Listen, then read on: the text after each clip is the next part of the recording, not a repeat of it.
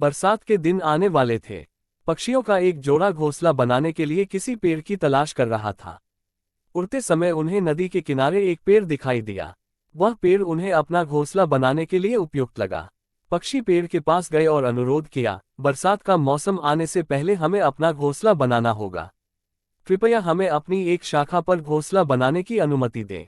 पेड़ ने उन्हें ये कहते हुए मना कर दिया, नहीं, आप ऐसा नहीं कर सकते। पक्षी गिड़गिड़ाते रहे लेकिन पेड़ नहीं माना। पेड़ के इनकार से पक्षी दुखी हो गए। जैसे ही पक्षी जाने लगे, उन्होंने पेड़ से कहा, इतना अहंकार अच्छा नहीं है। एक दिन तुम भी टूट जाओगे और तुम्हारा अहंकार भी।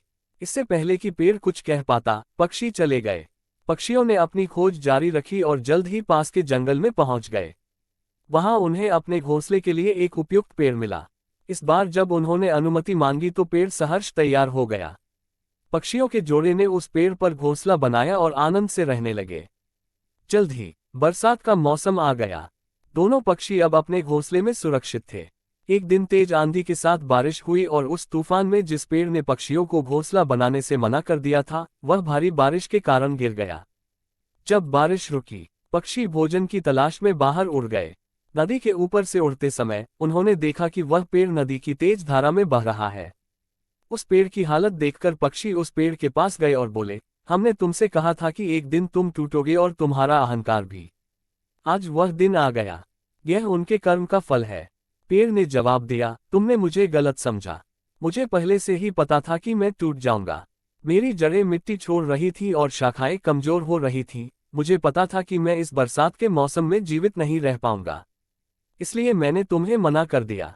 यदि तुमने मेरी शाखा पर घोंसला बनाया होता तो आज तुम जीवित न होते।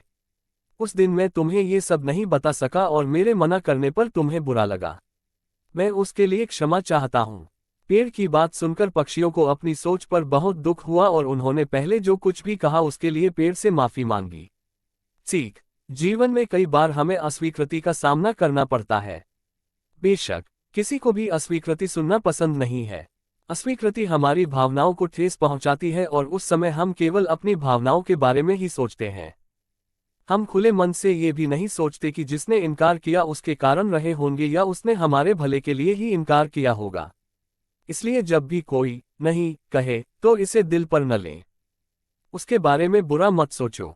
हो सकता है किसी की एक ना आपको बड़ी मुसीबत से बचा रही हो।